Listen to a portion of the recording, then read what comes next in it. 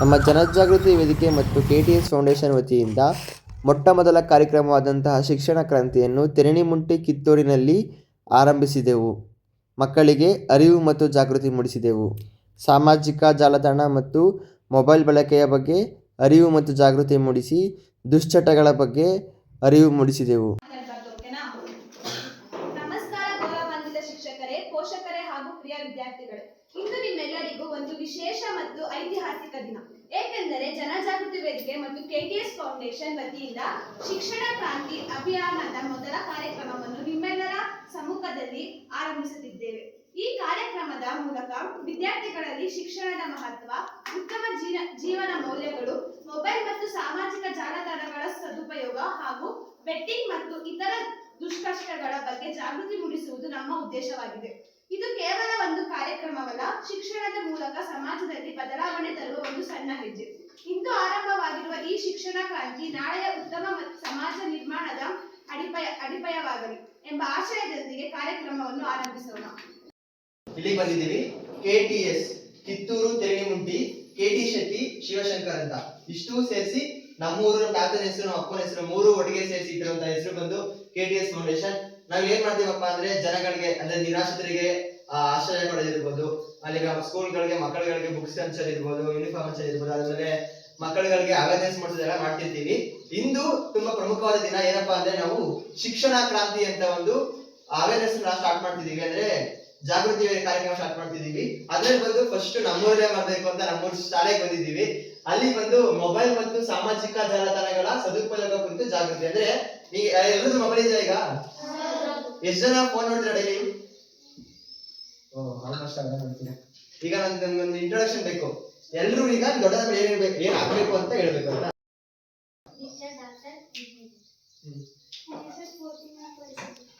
Police.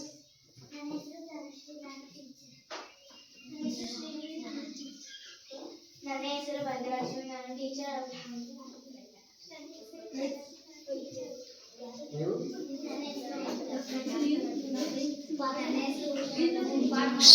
ಕೇಳಿಸ್ಕೊಳ್ರ.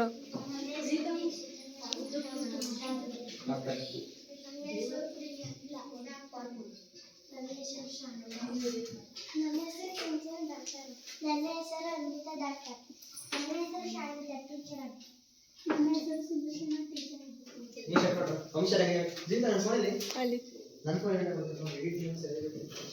ನನ್ನ ಹೆಸರು ಮಧು, police.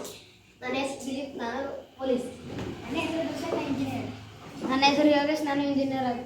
ನನ್ನ ಹೆಸರು ಸೂರ್ಯ, ಪೊಲೀಸ್. ನನ್ನ ಹೆಸರು ಸಮರ್ಥ್, ಪೊಲೀಸ್. ನನ್ನ ಹೆಸರು ಪ್ರೀತಮ್, ಪೊಲೀಸ್. ನನ್ನ ಹೆಸರು ಚಿರು, ಡ್ರೈವಿಂಗ್. ನನ್ನ ಹೆಸರು ಶ್ರವಣ್, ಪೊಲೀಸ್. ತುಂಬಾ ಜನ ಪೊಲೀಸ್, ಡಿಫೆನ್ಸ್, ಡಾಕ್ಟರ್ಸ್ ಎಲ್ಲ ನಮ್ಮ ಮುಂದೆ ಕೂತಿದ್ದಾರೆ. ಏನ್ ಚೆನ್ನಾಗಿ ಏನ್ ಮಾಡ್ಬೇಕಿದೆಯಲ್ಲ ನೀನ್ ಆಗ್ಬೇಕು ಅಂದ್ರೆ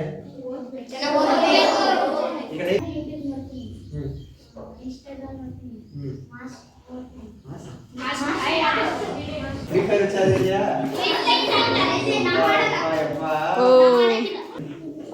ಈಗ ನಾವು ಬಂದಿರೋದು ಉದ್ದೇಶ ಬಂದು ಮೊಬೈಲ್ ಮತ್ತೆ ಸೋಷಿಯಲ್ ಮೀಡಿಯಾ, ಇನ್ಸ್ಟಾಗ್ರಾಮ್, ಯೂಟ್ಯೂಬ್ ಏನಿದೆ ಅದನ್ನ ಹೇಗೆ ಉಪಯೋಗಿಸ್ಬೇಕು ಮತ್ತೆ ಏನಕ್ಕೋಸ್ಕರ ಉಪಯೋಗಿಸ್ಬೇಕು, ಏನಕ್ಕೋಸ್ಕರ ಉಪಯೋಗಿಸಬಾರ್ದು ಅಂತ ಹೇಳಿ ಬಂದಿದ್ದೀವಿ. ಈಗ ತುಂಬಾ ಜನ ಫ್ರೀ ಫೈರ್ ಆಡ್ತಿದ್ದೀರಾ. ಇದರಿಂದ ನೀವೇನಪ್ಪ ಇದಾಗುತ್ತೆ ಅಂದ್ರೆ ನೀವು ಎಕ್ಸಾಮ್ ಕರೆಕ್ಟಾಗಿ ಓದಕ್ಕಾಗಲ್ಲ, ಕರೆಕ್ಟಾಗಿ ಸ್ಕೂಲ್ ಬರೋಕ್ಕಾಗಲ್ಲ, ರೆಗ್ಯುಲರ್ ಆಗಿ ಎಲ್ಲ ಆಗ್ತಿದೆ. ಅದರಿಂದ ನೀವು ಸ್ವಲ್ಪ ಗೇಮ್ಸ್ಗಳನ್ನ ಕಡಿಮೆ ಮಾಡಬೇಕು. ಆದ್ಮೇಲೆ ಹೆಂಗ್ ಉಪಯೋಗಿಸ್ಬೋದು ಮೊಬೈಲ್ಗಳನ್ನ ಮತ್ತು ಸೋಷಿಯಲ್ ಮೀಡಿಯಾನ ಅಂದ್ರೆ ಸೋಷಿಯಲ್ ಮೀಡಿಯಾಗಳಲ್ಲಿ ಸುಮಾರು ಜನ ಪಾಠ ಮಾಡ್ತಾರೆ. ಎಲ್ಲರೂ ಗೊತ್ತಿದೆ ಅದು, ಅದನ್ನ ನೋಡಿ. ಅದಾದ್ಮೇಲೆ ತುಂಬಾ ಜನ ಮೋಟಿವೇಶನ್ಸ್ ಕೊಡ್ತಾರೆ, ಅದನ್ನ ನೋಡಿ. ಅದ್ರ ಬದಲು ತುಂಬಾ ಜನ ಏನ್ ಮಾಡ್ತಾರಪ್ಪ ಅಂದ್ರೆ ರೀಲ್ಸ್, ಡೈಲಿ ವ್ಲಾಗ್ಸ್ ಏನ್ ಮಾಡ್ತಾರೆ ಅಂದ್ರೆ ಡೈಲಿ ವ್ಲಾಗ್ಸ್ ಅವರು ಏನ್ ದಿನ ಏನ್ ಮಾಡ್ತಾರೆ ಅದನ್ನ ಹಾಕ್ಬಿಟ್ಟು ಅವ್ರು ಇನ್ಕಮ್ ತಗೋತಾರೆ ಹೊರತು ನಿಮ್ಗೆ ಏನು ಸಿಗಲ್ಲ. ನಿಮ್ ಸುಮ್ಮನೆ ಟೈಮ್ ವೇಸ್ಟ್ ಆಗುತ್ತೆ. ಈಗ ಒಬ್ಬ ತಗೋತಾನೆ, ಫೋನ್ ಓಪನ್ ಮಾಡ್ಬಿಟ್ಟು 10 ನಿಮಿಷ ಫೋನ್ ನೋಡೋದ ಅಂತ ತೆಗೆದ್ರೆ ಗಂಟೆ, ಮತ್ತೆ ವಾಪಸ್ 1 ಗಂಟೆ 2 ಗಂಟೆ ಆಗಿರುತ್ತೆ.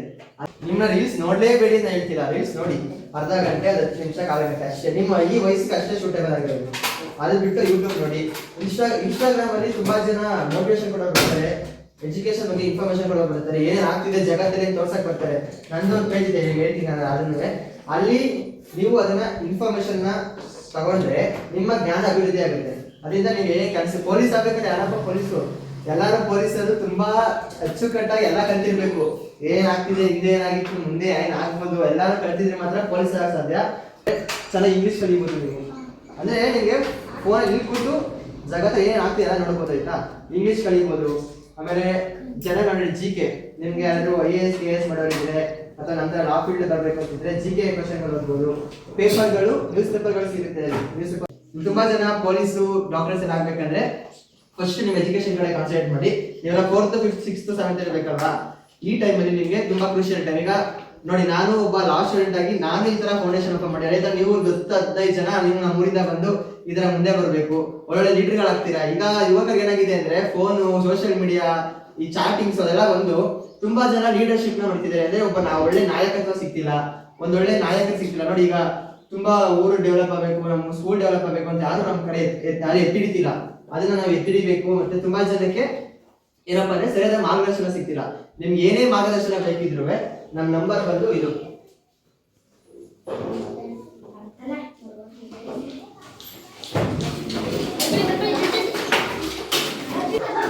13 ವರ್ಷ. ನಿಮ್ಗೆ DL ಸಿಗ್ಬೇಕು ಅಂದ್ರೆ 18 ವರ್ಷ ಬೇಕು.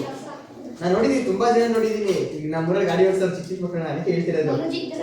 ಇಷ್ಟು ಚಿಕ್ಕ ವಯಸ್ಸಿಗೆ ನೀವು ಗಾಡಿ ಓಡಿಸಿದ್ರೆ ಅಪಘಾತ ಆದ್ರೆ ನಿಮ್ಮ ಪೋಷಕರನ್ನ ಜೈಲಿಗೆ ಸೇರಿಸ್ತಾರೆ. ಅದು ಗೊತ್ತಿದೆಯಾ ಮಾಹಿತಿ? ನಿಮ್ಮ ಅಪ್ಪ ಅಮ್ಮ ಜೈಲಿಗೆ ಹೋಗ್ಬೇಕಾಗುತ್ತೆ. ಆಮೇಲೆ ಗಾಡಿ ಯಾರು ಕೊಟ್ಟಿರ್ತಾರೆ ನಿಮ್ಗೆ ಅವ್ರು ಜೈಲಿಗೆ ಹೋಗ್ಬೇಕಾಗುತ್ತೆ.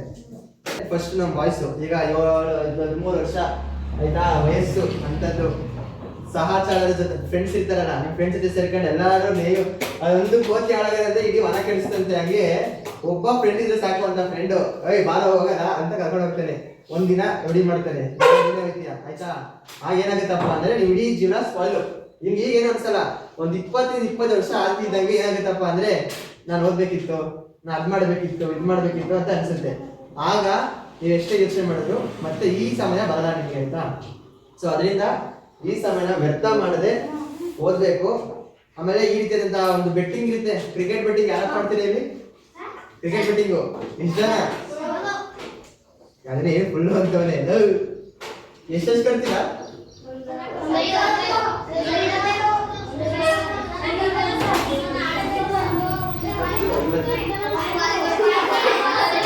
ಬೆಟ್ಟಿಂಗು, ಕ್ರಿಕೆಟ್ ಬೆಟ್ಟಿಂಗ್ ಮಾಡೋ ಬರೀ ಬೆಟ್ಟಿಂಗ್ ಎಷ್ಟು ಜನ ಆಡ್ತೀರಾ? ಇದು ಇವ್ರು ಯಾರು ಆಡಲ್ಲ, ನೀವು ಕಡೆ ಆಡೋದು. ಆಯ್ತು. ಮೊಬೈಲ್ ಅಲ್ಲಿ ದುಡ್ಡು ಹಾಕೋದು ಗೊತ್ತು? ಆಡಿದ್ಯಾ? ಗೊತ್ತು? ಫೋನ್ ಪೇ ಮಾಡ್ಲಿ, ಮೊಬೈಲ್ ದುಡ್ಡು ಹಾಕೋದು ಅಂದ್ರೆ ಬೆಟ್ಟಿಂಗ್ ತರ ಆಡೋದು. ಈಗ ಎಷ್ಟು ಜನ ಬೆಟ್ಟಿಂಗ್ ಇದ್ರೆ ಕೈ ಐತಿ ನಿಂತ್ಕೊಳ್ಳಿ. ಬೆಟ್ಟಿಂಗ್ ಆಡೋದು ನಿಂತ್ಕೊಳ್ಳಿ. ಕ್ರಿಕೆಟ್ ಬೆಟ್ಟಿಂಗು, ವಾಲಿಬಾಲ್ ಬೆಟ್ಟಿಂಗ್ ಆಡೋದು ನಿಂತ್ಕೊಳ್ಳಿ. ನಿಮ್ ದುಡ್ಡೆಲ್ಲ ಎಲ್ಲಿ ಬರುತ್ತೆ?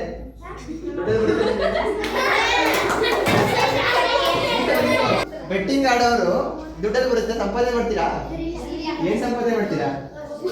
ನಿಮ್ಮ ಅಮ್ಮ ಅಪ್ಪ ಸಂಪಾದನೆ ಮಾಡಿ ತಗೊಂಡು ಯಾರು ಮಾಡ್ತೀರಾ?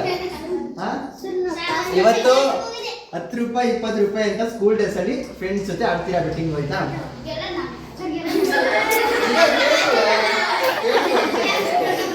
ನಾಳೆ ನೀವು ಹೈಸ್ಕೂಲ್ಗೆ ಹೋಗ್ತೀರಾ, ಇಲ್ಲೇ ಬಿದ್ರಳ್ಳಿ ಸ್ಕೂಲ್ಗೋ ಎಲ್ಲೋ ಹೋಗ್ತೀರಾ ನೀವು ಹೈಸ್ಕೂಲ್ಗೆ. ಅಲ್ಲಿ ಶುರು ಆಗುತ್ತೆ ಮೊಬೈಲಲ್ಲಿ ಇನ್ವೆಸ್ಟ್ ಮಾಡ್ಬೋದು ಅಂತ ದುಡ್ಡನ್ನ 10 ರೂಪಾಯಿ ಹಾಕಿದ್ರೆ 100 ರೂಪಾಯಿ ವಾಪಸ್ ಬರುತ್ತಂತೆ ಅಂತ ಒಂದು ಅಡ್ವರ್ಟೈಸ್ ಬರುತ್ತೆ. ನೀವು ಇಲ್ಲೇ ಬೆಟ್ಟಿಂಗ್ ಆಡ್ಕೊಂಡು ನಮ್ಮೂರಲ್ಲಿ 50 ರೂಪಾಯಿ ಆಡ್ಬಿಟ್ಟು 100 ರೂಪಾಯಿ ಎತ್ತೀನಿ, ಈಗ ಅಲ್ಲಿಗೆ ಅಂದ್ಬಿಟ್ಟು ಅಲ್ಲಿ ಹೋಗಿ ಇನ್ವೆಸ್ಟ್ ಮಾಡ್ತೀರಾ, ಆಯ್ತಾ. 10 ರೂಪಾಯಿ ಮಾಡ್ತೀರಾ, 100 ರೂಪಾಯಿ ಸಿಗುತ್ತೆ. ಹಂಗೆ 100 ರೂಪಾಯಿ ಮಾಡಕ್ ಹೋಗ್ತೀರಾ, ಕಳ್ಕೊತೀರಾ. ಹಿಂಗೆ ಮಾಡ್ತಾ ಏನಾಗುತ್ತಪ್ಪ ಅಂದ್ರೆ ಸಾಲ ಆಗೋ ಒದ್ಕೋತೀರಾ. ಓಪನ್ ಮಾಡಿದೀನಿ. ಬರೀ ಈ ಗ್ರಾಮ ಅಂತಲ್ಲ, ನಮ್ಮ ಮೈಸೂರು ಜಿಲ್ಲೆ ಈಗ ಮೈಸೂರು ಜಿಲ್ಲೆ ನಾವು ವರ್ಕ್ ಮಾಡ್ತಿದ್ದೀವಿ. ಮುಂದೆ ರಾಜ್ಯಾದ್ಯಂತ ಇದನ್ನ ತಗೊಂಡೋಗ್ಬೇಕು ಅಂತಿದೆ. ಆದ್ರೆ ಇನ್ನೊಂದೇನಪ್ಪ ಒಂದು ಖುಷಿ ಇದು ಅಂದ್ರೆ ಈ 2 ಫೌಂಡೇಶನ್ ಓಪನ್ ಮಾಡಿ 6 ತಿಂಗಳಾಯ್ತಾಗ, ಜನವರಿ ಡಿಸೆಂಬರ್ ಅಲ್ಲಿ ಓಪನ್ ಆಗಿದ್ದು. ಇದು ಫೌಂಡೇಶನ್ಗಳು ಸ್ಟಾರ್ಟ್ ಮಾಡಿದಾಗ ಯಾವುದೇ ರೀತಿಯ ಒಂದು ಪ್ರೋಗ್ರಾಮ್ಗಳನ್ನ ಮಾಡಿರ್ಲಿಲ್ಲ. ಅದೇ ನಾವು ಪ್ಲಾನ್ ಮಾಡ್ತಿದ್ವಿ. ಹಂಗೂ ಸಣ್ಣ ಪುಟ್ಟ ಮಧ್ಯೆ ಯಾರೋ ಒಬ್ರು ವಯಸ್ಸಾಗಿರೋರಿಗೆ ಒಂದು ಹೆಲ್ಪ್ ಮಾಡಬೇಕು ಅಂದ್ರು, ಅದನ್ನು ಮಾಡ್ಕೊಟ್ವಿ. ಅದಾದ್ಮೇಲೆ ಒಂದು ಸೊಳ್ಳೆಪುರ ಆಡಿಯನ್ ಇದೆ, ಅಲ್ಲೋಗ್ಬಿಟ್ಟು ಒಂದು ಅವೇರ್ನೆಸ್ ಕ್ಯಾಂಪೈನ್ ಮಾಡಿದ್ವಿ, ಅಂದ್ರೆ ಒಂದು ಸರ್ವೆ ಮಾಡಿದ್ವಿ. ಅದನ್ನ ಬಿಟ್ಟು ಯಾವುದು ಮಾಡಿರ್ಲಿಲ್ಲ. ಯಾಕೆಂದ್ರೆ ಸ್ವಲ್ಪ ಪ್ಲಾನ್ ಮಾಡ್ತಿದ್ವಿ, ಹೀಗೆ ಮಾಡಬೇಕು ಹೀಗೆ ಮಾಡಬೇಕು ಅಂತೆಲ್ಲ. ಅದರಿಂದ ಇವತ್ತು ಈ 2 ಸಂಸ್ಥೆನ ಅಧಿಕೃತವಾಗಿ ಚಾಲನೆ ತರ್ತಿದೀವಿ. ಅಂದ್ರೆ ಒಂದು ಅಧಿಕೃತವಾಗಿ ನಮ್ಮ ಸಂಸ್ಥೆಗಳ ಕಾರ್ಯಕ್ರಮಗಳನ್ನ ಶುರು ಮಾಡ್ತಿದೀವಿ. ಅದು ನನ್ನೂರಲ್ಲೇ ಆಗ್ಬೇಕು ಅಂತ ನಾನು ಎಲ್ಲರನ್ನೂ ರಿಕ್ವೆಸ್ಟ್ ಮಾಡಿ ನಮ್ಮೂರಿಗೆ ಹಾಕ್ಸ್ಕೋಬೇಕು. ಸೊ ಅದರಿಂದ ನೀವು ಇದೇ ತರ ಒಂದು ಸಂಸ್ಥೆಗಳನ್ನ ಚಿಕ್ಕ ಸಣ್ಣ ಪುಟ್ಟ ಕಾರ್ಯಕ್ರಮಗಳನ್ನ ಶುರು ಮಾಡಿ ನಮ್ಮೂರವ್ರಿಗೆ ಎಲ್ಲರಿಗೂ ಒಳ್ಳೇದು ಮಾಡಿ ಅಂತ ಹೇಳ್ತಾ ನಮ್ಮ ಮಾತನ್ನ ಮುಗಿಸ್ತಿದ್ದೀವಿ.